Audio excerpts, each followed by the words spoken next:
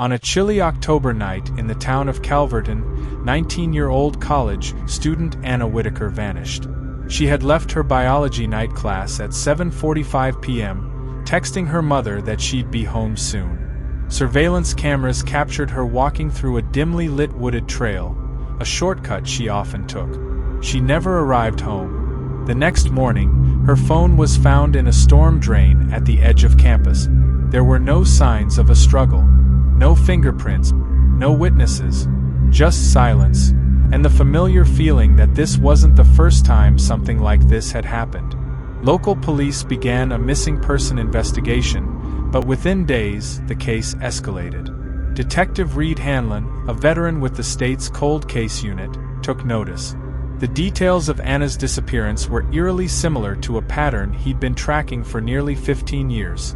A string of young women who had vanished without a trace, each from small, quiet towns like Calverton. Anna, it seemed, was the latest in a line of victims linked by something darker. The first breakthrough came from a junior analyst named Nora Vance, combing through Anna's digital footprint. She discovered an email sent to Anna's student inbox 3 days before her disappearance, a link to an online research survey promising a $50 gift card.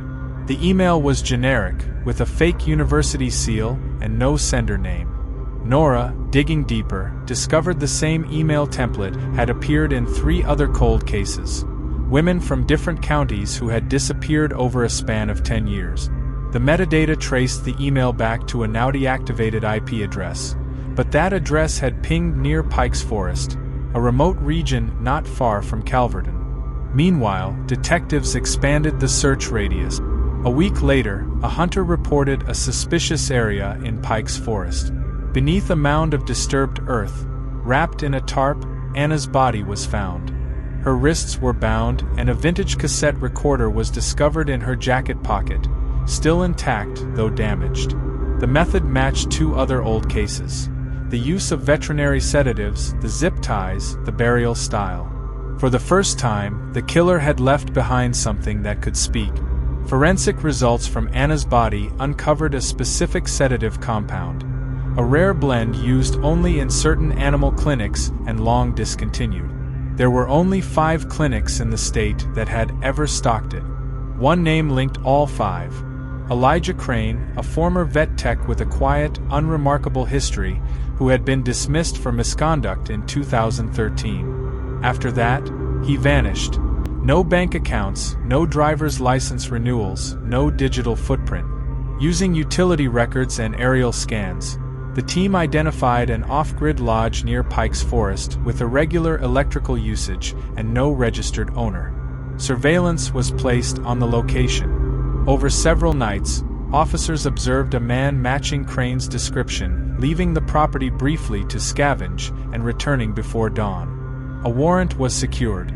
The raid uncovered horror: a soundproof basement, bloodstains under the floorboards, and personal items belonging to 8 different missing women. Among them, Anna's necklace and books. A hidden cabinet contained tapes, dozens labeled only by date.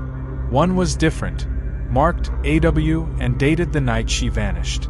The tape played Anna's voice, calm but wary. "I know what you are," she says at one point. "You've done this before. They'll find you." She had left it recording in her jacket, evidence that ultimately led the police to Crane. The case, once cold and aimless, burst open. DNA from the basement matched at least 6 victims previously classified as missing persons. A judge fast-tracked the case, and Elijah Crane was arrested and charged with multiple counts of kidnapping, murder, and obstruction of justice. Public outcry swelled. Families of the victims who had lived for years without answers now confronted the grim truth. Crane remained silent through interrogations and the trial. No confession, no remorse. But his silence didn't matter. Anna's tape became the linchpin of the prosecution, clear, damning, irrefutable. A girl who suspected danger, and with unflinching bravery, left breadcrumbs. Elijah Crane was convicted on 8 counts of first-degree murder and sentenced to life in prison without the possibility of parole. In court, Anna's mother read her statement. She wasn't just a victim. She was a light, and in the darkest moment of her life, she lit a path for justice. Detective Hanlon, who had hunted the killer for most of his career, stood at the courthouse steps after the sentencing. Crane thought he was smarter than everyone, he said. He thought no one would notice the patterns, but we did. And Anna? She left us the ending to the story.